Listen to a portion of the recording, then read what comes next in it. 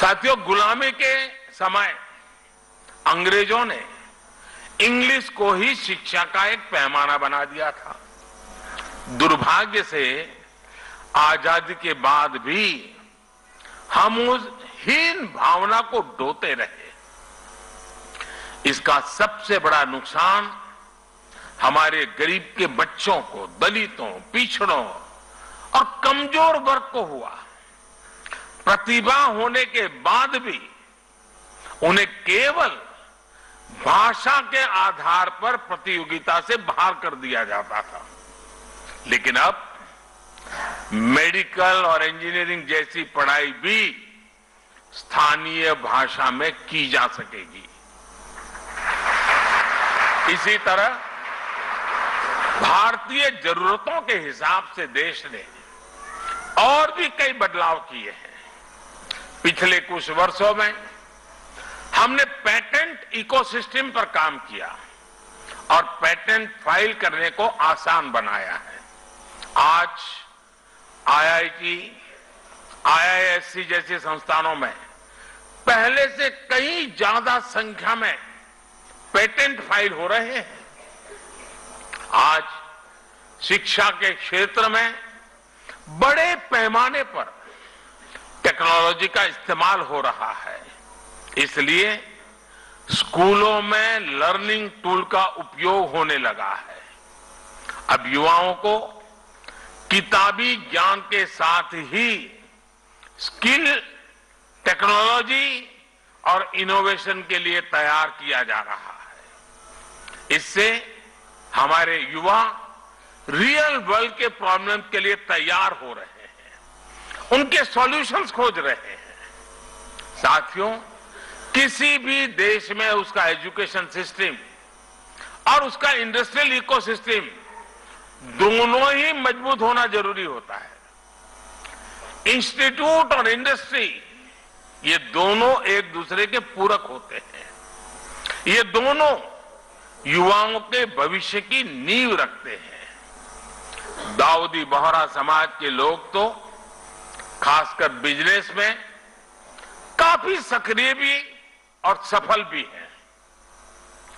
बीते 8-9 वर्षों में आपने ईज ऑफ डूइंग बिजनेस की दिशा में ऐतिहासिक सुधारों को देखा है, उसके प्रभाव को महसूस किया है। इस दौरान देश ने 40,000 कंप्लायंसेस को खत्म किया, सैकड़ों प्रावधानों को डिक्रिमिनलाइज किया। पहले इन कानूनों का डर दिखाकर एंटरप्रेन्योर्स को परेशान किया जाता था। इससे उनका बिजनेस प्रभावित होता था। लेकिन आज सरकार जॉब क्रिएटर्स के साथ खड़ी और उनको पूरा समर्थन देने वाली सरकार है। पिछले कुछ वर्षों में विश्वास का अभूतपूर्व वातावरण तैयार हुआ है। हम 42 सेंट्रल एक्ट में सुधार के लिए जन विश्वास बिल लेकर आए हैं। कारोबारियों में भरोसा जगाने के लिए हम विवाद से विश्वास योजना लेकर के आए हैं। इस बार के बजट में भी टैक्स दरों में सुधार जैसे कई कदम उठाए गए हैं। इससे कर्मचारियों और उद्यमियों के हाथों में ज्यादा पैसा आएगा। इन बदलावों से जो युवा जॉब क्रिएटर बनने का सपना देख रहे हैं, उनके लिए आगे बढ़ने के कई अवसर पैदा होंगे।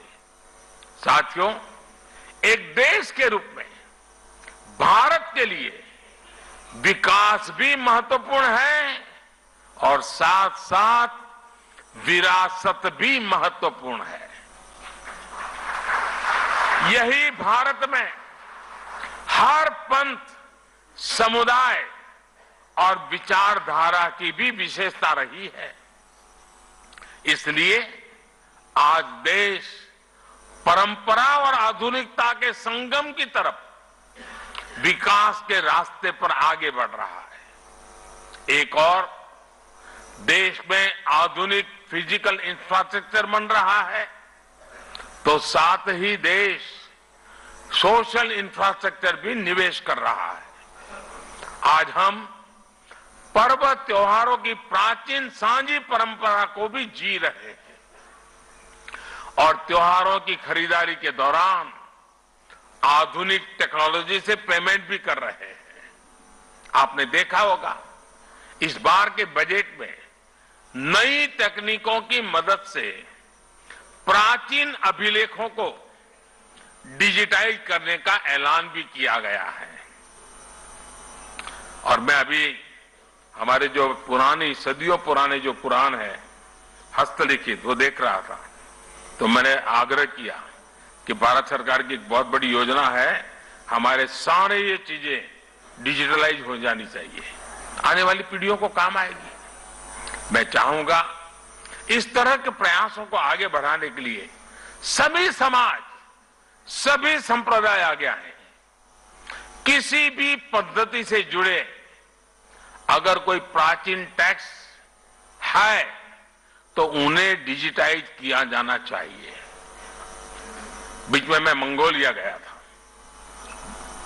तो मंगोलिया में हस्तप्रद भगवान बुद्ध के जमाने की कुछ चीजें थी, अब वहां पड़ी थी, तो मैंने कहा कि आप मुझे दे दीजिए, मैं इसको डिजिटलाइज करता हूं, और उस काम को हमने कर दिया।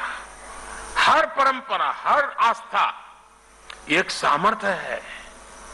युवाओं को भी इस अभियान से जोड़ा जाना चाहिए। दाऊदी बोहरा समाज इसमें बहुत बड़ी भूमिका निभा सकता है। इसी तरह पर्यावरण संरक्षण हो, मिलेट्स का प्रसार हो, आज भारत इन विषयों पर पूरे विश्व में बड़े अभियान को लीड कर रहा है। आप इन अभियानों में भी जन भागीदारी को बढ़ाने के लिए इन्हें लोगों के बीच लेकर जाने का संकल्प ले सकते हैं। इस वर्ष भारत G20 जैसे महत्वपूर्ण वैश्विक मंच की अध्यक्षता भी कर रहा है। बोहरा समाज के जो लोग विदेशों में फैले हैं, वो इस अवसर पर विश्व के सामने सामर्थ्यवान होते भारत के ब्रांड एम्बेसडर का काम कर सकते हैं। मुझे विश्वास है कि आप हमेशा की तरह इन जिम्मेदारियों का उतनी ही खुशी से निर्वहन करेंगे। विकसित भारत के लक्ष्य तक पहुंचने में दाऊदी बोहरा समुदाय अपनी महत्वपूर्ण भूमिका निभाता रहा है, निभाता रहेगा, ये मेरा पूरा विश्वास है। और इसी कामना और इसी विश्वास के साथ आप सभी को मैं फिर से एक बार बहुत बहुत शुभकामनाएं देता हूं। और इस पवित्र अवसर पर आपने मुझे यहां आने का अवसर दिया, सैयदना साहब का विशेष प्यार रहा है। पार्लियामेंट चल रही थी, फिर भी मेरे लिए यहां आना उतना ही महत्वपूर्ण था, और इसलिए मुझे आज आकर के आप सबके आशीर्वाद लेने का सौभाग्य मिला। मैं फिर एक बार आप सबका हृदय से बहुत बहुत धन्यवाद करता हूं। बहुत बहुत धन्यवाद।